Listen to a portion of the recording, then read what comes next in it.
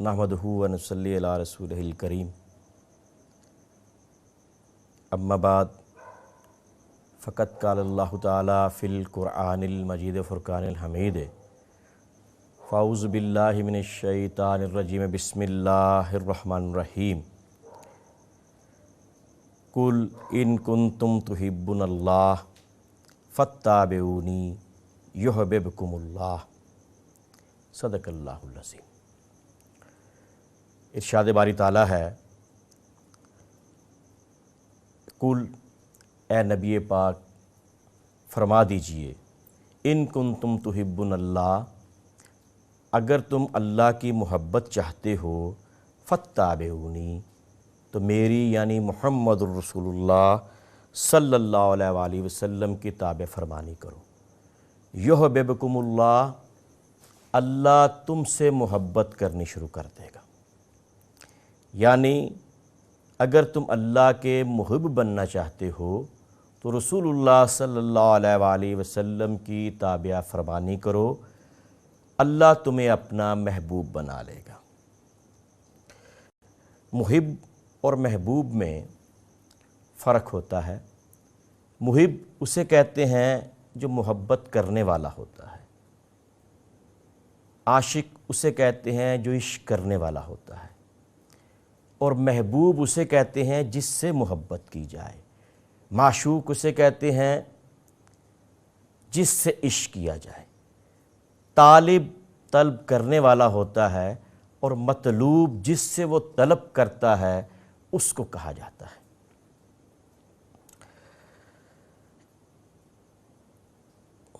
اس محب اور محبوب کے فرق کو حضرت سیدنا موسیٰ علیہ السلام کے دور کے ایک واقعے سے اس کی تشریح ہو سکتی ہے کہ حضرت موسیٰ علیہ نبینا علیہ السلام نے اللہ تبارک و تعالیٰ سے یہ پوچھا کہ اے بار الہ، اس کائنات میں اس وقت تیرا محب کون ہے؟ سب سے زیادہ بڑا محب کون ہے؟ تو اللہ تعالیٰ نے ارشاد فرمایا، موسیٰ فلاں جنگل میں چلے جا، وہاں پر تجھے ایک شخص ملے گا جو اس وقت کائنات میں مجھ سے سب سے زیادہ محبت کرتا ہے۔ تو حضرت موسیٰ علیہ السلام اس شخص کے پاس پہنچ گئے، تعارف ہوا، باتیں ہوئیں۔ تو حضرت موسیٰ علیہ السلام نے کہا، کیا شخص، اس وقت کائنات میں تو اللہ سے سب سے زیادہ محبت کرنے والا ہے، اللہ کا سب سے بڑا محب ہے،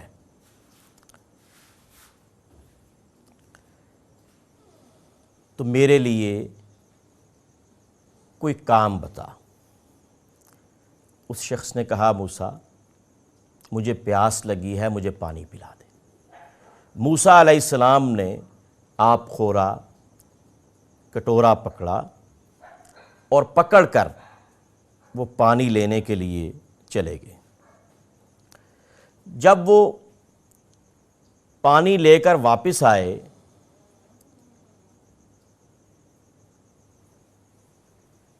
تو دیکھا، حیران ہو گئے یہ دیکھ کر کہ اس شخص کو ایک شیر نے چیر پھاڑ دیا ہوا تھا۔ موسیٰ علیہ السلام بڑے پریشان ہو گئے،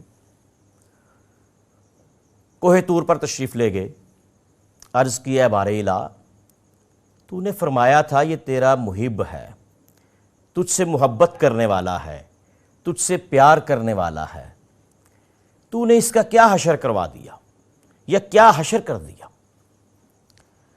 اللہ تبارک و تعالیٰ نے ارشاد فرمایا، موسیٰ یہ میرا محب تھا، یہ مجھے چاہتا تھا، یہ میرے ساتھ محبت کرتا تھا، یہ میرے ساتھ عشق کرتا تھا، اس کو میرے علاوہ کسی کی طلب نہیں تھی۔ مجھے قسم ہے اپنے رب ہونے کی، اگر یہ مجھ سے سوال کرتا کہ اسے ٹھنڈے پانی کی ضرورت ہے تو قسم ہے مجھے اپنے ربوبیت کی، میں اس کی ایڑی سے ٹھنڈے پانی کا چشمہ جاری کر دیتا۔ اس نے تجھے کیوں کہا؟ جب اس نے تجھے پانی کے لیے پکارا، پانی کا سوال کیا، تو میرے اور اس کے درمیان تو آ گیا، میری اور اس کی محبت کے درمیان تیری طلب آ گئی، تو مجھے یہ برداشت نہیں۔ اسی لیے ارشاد ہوا کہ جب صحابہ نے کہا کہ ہم اللہ کی محبت چاہتے ہیں، اللہ کا محب بننا چاہتے ہیں، اللہ کا عاشق بننا چاہتے ہیں، تو اللہ تعالیٰ نے ارشاد فرما دیا کہ اے نبی پاک صلی اللہ علیہ وآلہ وسلم ان کو فرما دیجئے کہ اگر تم اللہ سے محبت کرنا چاہتے ہو تو میری یعنی رسول کریم صلی اللہ علیہ وآلہ وسلم کی پیروی کرو، اللہ خود بخود ان سے محبت کرنی شروع کر دے گا، اللہ خود بخود ان کا محب بن جائے گا اور یہ اللہ کے محبوب بن جائیں گے۔ یہ فرق ہے محب اور محبوب میں۔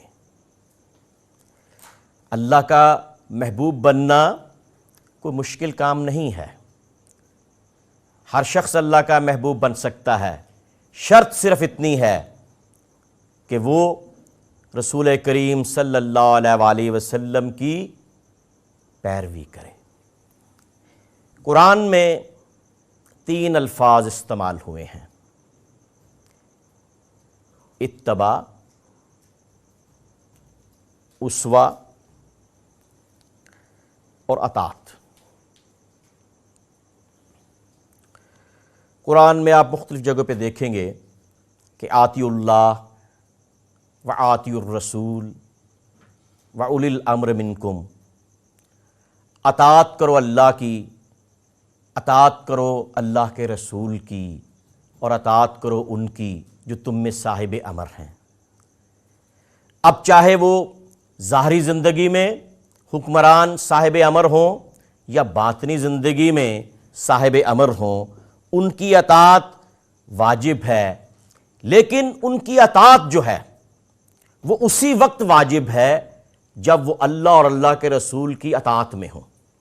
اگر وہ اللہ اور اللہ کے رسول کی اطاعت میں نہیں تو ان کی اطاعت واجب نہیں ہے، اس لیے کہ ان کے ساتھ اطاعت کا لفظ نہیں، آتی اللہ، اطاعت اللہ کی، آتی الرسول، اور اطاعت رسول صلی اللہ علیہ وآلہ وسلم کی، اور پھر وَأُولِي الْأَمْرِ مِنْكُمْ۔ سورہ نساء 59ویں آیا جو میں نے پہلی آیا پڑھی، قُلْ إِن كُنتُمْ تُحِبُّونَ اللَّهَ فَاتَّبِعُونِي يُحْبِبْكُمُ اللَّهُ، سورہ آل عمران کی 31ویں آیت۔ حضرت ابوبکر صدیق رضی اللہ تعالیٰ عنہ نے جب خلافت سنبھالنے کے بعد خطبہ عطا فرمایا تو یہ کہا کہ اگر میں اللہ اور اللہ کے رسول کی اطاعت میں ہوں تو میری اطاعت کرنا، اور اگر میں اس اطاعت سے نکل جاؤں تو مجھے سیدھا کر دینا۔ مولا کائنات، امیر المومنین، خلیفۃ المسلمین، امام المشارق والمغارب، مطلوب کل طالب، اسد اللہ الغالب، علی ابن ابی طالب کرم اللہ علی وجہ الکریم نے حضور پاک صلی اللہ علیہ وآلہ وسلم کی ایک حدیث مبارکہ کو نہج البلاغہ میں رقم کیا: لا طاعت لمخلوق فی معصیت الخالق۔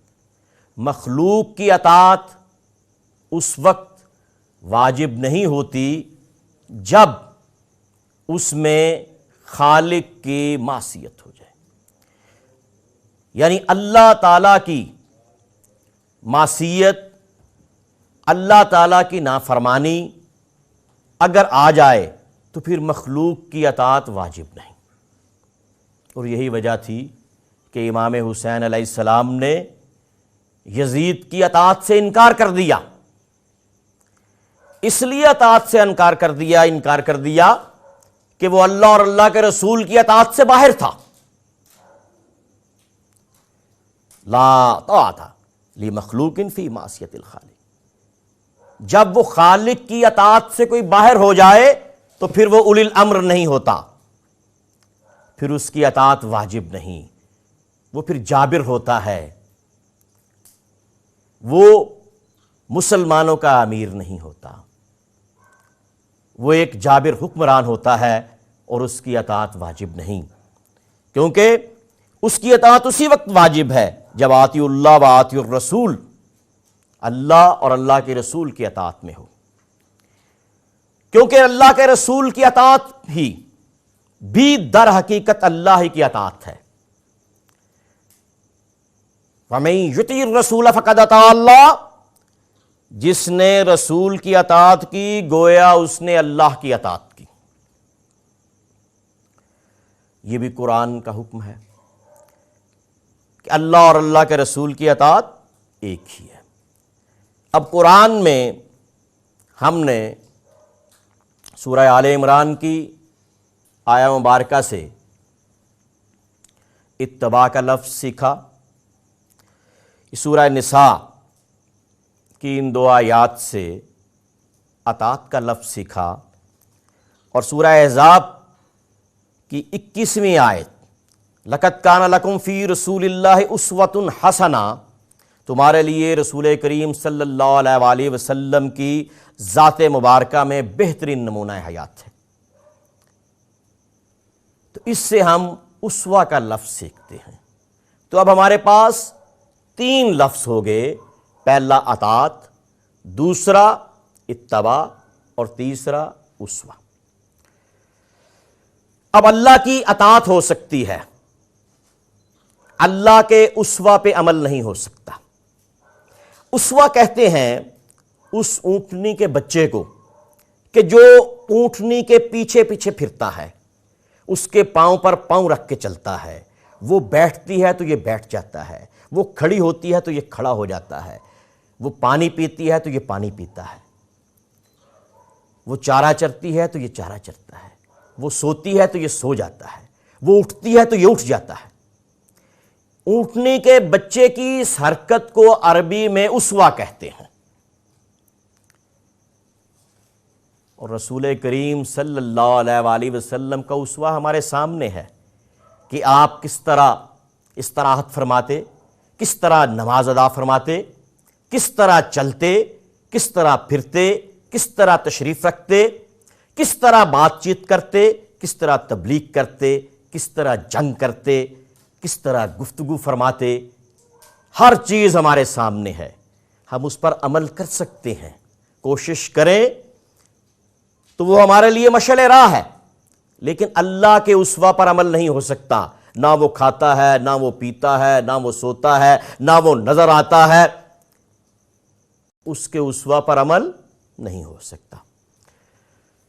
اب اطاعت، اسوہ اور اتباع، اگر ان 3 الفاظ کو میں یکجا کر دوں آپ کے لیے کہ اللہ کی اطاعت تو ہو سکتی ہے لیکن اللہ کے اسوہ پر عمل نہیں ہو سکتا، حضور کے اسوہ پر عمل کرنا ضروری ہے، کیونکہ اللہ نے فرما دیا لَقَدْ كَانَ لَكُمْ فِي رَسُولِ اللَّهِ أُسْوَةٌ حَسَنَةٌ، اور حضور اکرم صلی اللہ علیہ وآلہ وسلم نے خود فرمایا صلو کما رأیتمونی اصلی، تم اس طرح نماز پڑھو جس طرح میں پڑھتا ہوں، میں 1 رکعت میں 2 سجدے کرتا ہوں، تم 2 سجدے کرو، میں 1 رکوع کرتا ہوں، تم 1 رکوع کرو، میں تلاوت اونچی آواز میں جس نماز میں کروں اس میں اونچی آواز میں کرو، جس میں میں خفی آواز میں کروں اس میں خفی آواز میں کرو، جس میں 2 رکعتیں پڑھوں 2 رکعتیں پڑھو، جس میں 3 رکعتیں پڑھوں 3 رکعتیں پڑھو، جس میں 4 رکعتیں پڑھوں 4 رکعتیں پڑھو۔ صحابہ کہتے ہیں کہ جب آپ نماز پڑھتے تو ہم آپ کے چہرہ اقدس کو دیکھتے رہتے، اور جب آپ کی ریش مبارک ہل رہی ہوتی تو ہم سمجھتے کہ آپ تلاوت فرما رہے ہیں، بلکہ جب آپ آخری ایام میں ظاہری زندگی کے جب آپ تھوڑا علیل ہو گئے تو ایک نماز میں آپ تشریف نہیں لائے، اور جب نماز شروع ہو گئی تو آپ نے اپنے حجرہ اقدس کا پردہ پیچھے کیا تو صحابہ نے اپنے چہرے حضور کی طرف کر لیے۔ نماز میں بھی یہی ہوتا تھا کہ صحابہ دیکھتے تھے کہ آپ کیسے نماز پڑھتے ہیں، آپ کیسے روزہ رکھتے ہیں، اور اس پر عمل کرتے تھے۔ تو یہ اسوہ ہے۔ جب اللہ اور اللہ کے رسول کی اطاعت اس طرح کی جائے کہ حضور کے اسوہ پر مکمل عمل ہو، تو پھر ہم اس کو اچھا اسوہ کہیں گے، اسوہ حسنہ یا اسوہ حسن، اچھا اسوہ۔ اور اگر اس پہ عمل نہیں تو پھر یہ اچھا اسوہ نہیں ہے۔ حضور اکرم صلی اللہ علیہ وآلہ وسلم نے جیسے نماز پڑھی، ہم ویسے ہی نماز پڑھتے ہیں۔ آپ نے 2 سجدے کیے ایک رکعت میں، ہم ایک رکعت میں 2 ہی سجدے کرتے ہیں۔ آپ نے ایک دفعہ رکوع کیا، ہم ایک ہی رکوع کرتے ہیں۔ آپ نے فجر کے 2 فرائض پڑھے، ہم 2 ہی پڑھتے ہیں۔ ظہر، عصر اور عشاء کے 4 پڑھتے ہیں، مغرب کے 3 پڑھتے ہیں۔ اگر کوئی یہ کہے کہ مجھے اللہ سے بڑی محبت ہے، اس کا بڑا فرما بردار ہوں، میں ایک رکعت میں 4 سجدے کروں گا، تو کیا اس کی نماز ہو جائے گی؟ اس کی نماز نہیں ہوگی، اس لیے کہ وہ اسوہ رسول سے باہر نکل گیا ہے۔ سجدوں کی بات نہیں ہے، تعداد کی بات نہیں ہے، بات اسوہ رسول پہ عمل کرنے کی ہے۔ اور اگر یہ عمل جیسے بھی آئے کر لیں، دل کرے یا نہ کرے، نیند آ رہی ہے کر لیں، تو یہ اسوہ ہے۔ اور اگر یہ عمل خوش دلی سے کریں، پیار محبت سے کریں، خشوع و خضوع سے کریں، تو پھر یہ اتباع ہے۔ اب اطاعت کیا ہے کہ اللہ اور اللہ کے رسول نے نماز کا حکم دیا، آپ نماز کے لیے چل دیے، آپ نے اس حکم کی اطاعت کی، اسوہ رسول کے مطابق نماز ادا کی، آپ اسوہ پر چل پڑے، اور اس اسوہ کو اچھے طریقے سے ادا کیا، خشوع و خضوع سے ادا کیا، تو آپ اتباع میں آ گئے۔ اور جو اتباع میں آ جاتے ہیں، قُلْ إِن كُنتُمْ تُحِبُّونَ اللَّهَ فَاتَّبِعُونِی، جو اتباع کرتے ہیں حضور کی، یحببکم اللہ، وہ اللہ کے محبوب بن جاتے ہیں، وہ اللہ کے محبوب بن جاتے ہیں۔ اور اللہ کے محبوب جو بن جاتے ہیں، وہ پھر اللہ کے نزدیک ہو جاتے ہیں، اللہ ان کے نزدیک ہو جاتا ہے، اور وہ اللہ کی عبادت بڑی خشوع و خضوع کے ساتھ اس طرح کرتے ہیں کہ گویا وہ اس کو دیکھ رہے ہیں یا وہ ان کو دیکھ رہا ہے۔ ان تعبد اللہ کأنک تراہ فإن لم تکن تراہ فإنہ یراک۔ اللہ کی عبادت اس طرح کرو کہ گویا تم اس کو دیکھ رہے ہو، تم اس کو نہیں دیکھتے، وہ تو تمہیں دیکھ رہا ہے۔ تو سب ہی محبوب بن سکتے ہیں، لیکن شرط اتباع کی ہے۔ اب چھوٹی سی ایک مثال دے کے آپ کو سمجھانا چاہتا ہوں کہ جو بھی محسن ہے، جو بھی احسان کرنے والا ہے، جو بھی نیکی کرنے والا ہے، اللہ تعالیٰ اس کو اپنا محبوب کہتا ہے، اور اللہ کی رحمت جو ہے وہ محسنین کے قریب ہے۔ لیکن سارے محبوب ایک لیول کے نہیں ہوتے۔ میں یہ مانتا ہوں کہ تمام انبیاء اللہ کے محبوب ہیں، تمام رسول اللہ کے محبوب ہیں، تمام صحابہ اللہ کے محبوب ہیں، لیکن تمام محبوب ایک طرح کے نہیں ہوتے۔ حضور اکرم صلی اللہ علیہ وآلہ وسلم نے غزوہ کے لیے سامان منگوایا، ابوبکر صدیق پورا سامان لے آئے، عمر فاروق آدھا سامان لے آئے۔ یہ حضور کے دو یار بھی اس لحاظ سے برابر نہیں، تو پھر سارے کیسے برابر ہو سکتے ہیں؟ سارے بھی محبوب برابر نہیں ہوتے، بلکہ ہر ایک صحابہ میں، آئمہ میں، صالحین میں، شہداء میں، سب محبوب جو ہیں ان کے درجے ہیں، یہ سب محبوب ہیں۔ آج بھی جو اتباع کرتا ہے وہ اللہ کا محبوب ہے، لیکن چند محبوب ایسے ہیں کہ جو ڈیزگنیٹڈ محبوب ہیں، جو محبوب خدا صلی اللہ علیہ وسلم کی اتباع کرنے سے محبوب بنے ہیں۔ اس وقت تک کوئی محبوب نہیں بن سکتا جب تک محبوب خدا، رسول خدا محمد مصطفیٰ احمد مجتبی حبیب کبریا صلی اللہ علیہ وآلہ وسلم کی اتباع نہ کرتا ہو، اور آپ کے صدقے میں محبوب بنتے ہیں۔ اب سارے ایک کوالیفیکیشن کے ہوتے ہیں، لیکن ڈیزگنیٹڈ لوگ الگ ہوتے ہیں۔ اب ایک ہسپتال میں اگر 10 لوگ ایک کوالیفیکیشن کے ہیں تو ان میں ایم ایس ایک ہی ہوگا، میڈیکل سپرنٹینڈنٹ ایک ہی ہوگا۔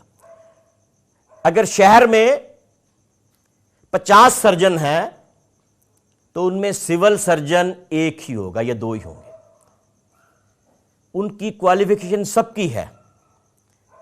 اگر سارے لوگ سی ایس ایس کر جاتے ہیں، سارے بی اے ہیں، سارے گریجویٹ ہیں، لیکن ان میں ڈی سی ایک ہی ہوگا، تو کوالیفیکیشن برابر ہونے سے ڈیزگنیشن برابر نہیں ہوتی۔ محبوب سب ہیں، لیکن صالحین میں سے 3 ڈیزگنیٹڈ محبوب ہیں۔ میں صحابہ کی بات نہیں کر رہا، میں تابعین کی بات نہیں کر رہا، میں تبع تابعین کی بات نہیں کر رہا، میں صالحین کی بات کر رہا ہوں کہ ان میں 3 محبوب ڈیزگنیٹڈ ہیں۔ ان میں پہلے محبوب سبحانی، قطب ربانی، شیر یزدانی، سخی سلطان سید عبد القادر جیلانی قدس سرہ العزیز ہیں، کہ جنہوں نے یہ فرمایا قدامی ھذا علی رکبۃ کل ولی، میرا قدم تمام ولیوں کی گردن پر ہے، اور اس وقت تک کوئی ولی اللہ نہیں ہو سکتا جب تک اس کی گردن پر غوث الثقلین کا قدم نہ ہو۔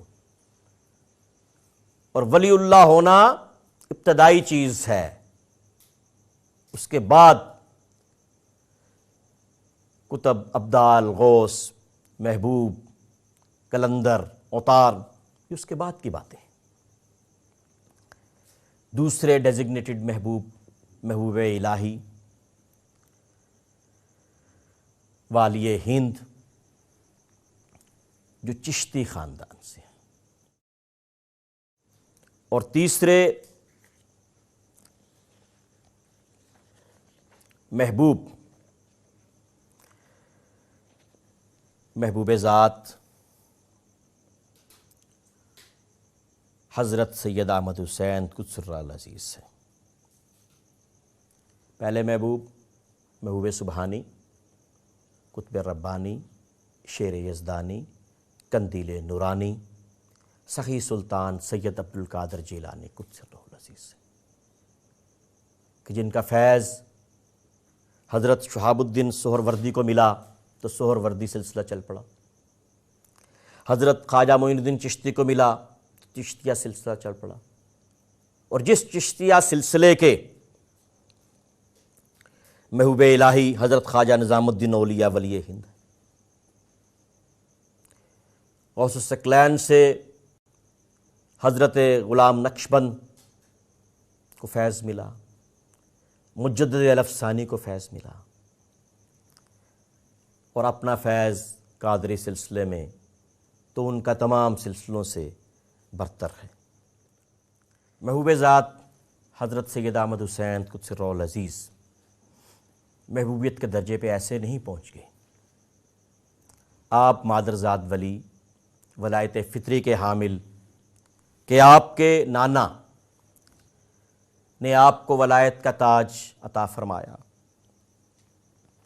اور آپ بچپن میں آپ سے کرامات کا ظہور ہوا۔ آپ ولایت وہابی کے حامل کہ حضور غوث ثقلین نے آپ کو 9ویں جماعت میں اپنا دست مبارک عطا فرمایا اور بیعت فرمایا، اور آپ کو ولایت عطا فرمائی۔ ولایت کسبی کے لیے آپ نے 3 مہینے، 6 مہینے، 9 مہینے کے روزے رکھے، اور اسی پہ اکتفا نہیں کیا، آنکھوں میں مرچیں ڈال کر ساری رات اللہ کی عبادت کرتے رہے، کنویں میں لٹک کر اپنے سر کے بالوں کو باندھ کر ساری رات اللہ کا ذکر کرتے رہے، دریاؤں میں ساری رات اپنے پاؤں ڈبو کر اللہ کا ذکر کرتے رہے، اور پھر اللہ نے آپ کو ولایت ابراہیمی سے بھی نوازا، ولایت موسوی سے بھی نوازا، ولایت عیسوی سے بھی نوازا، ولایت نوحی سے بھی نوازا، ولایت سلیمانی سے بھی نوازا۔ ولایت سلیمانی وہ ولایت ہے کہ جس پر اللہ کے ولی کا تصرف ما فوق الفطرت اشیاء پر ہوتا ہے، جنوں پر، ہواؤں پر۔ اللہ تعالیٰ ان کی دعاؤں کو قبول کرتا ہے، اور کبھی آپ بارش کے لیے دعا کرتے ہیں، کبھی آپ سیلاب کے پانی کو واپس بھیجنے کے لیے دعا کرتے ہیں، کبھی دلوں کو زندہ کرنے کی دعا کرتے ہیں، کبھی آنکھوں کو چشم بینا کرتے ہیں، کبھی لوگوں کے لیے اولاد نرینہ کی دعا کرتے ہیں۔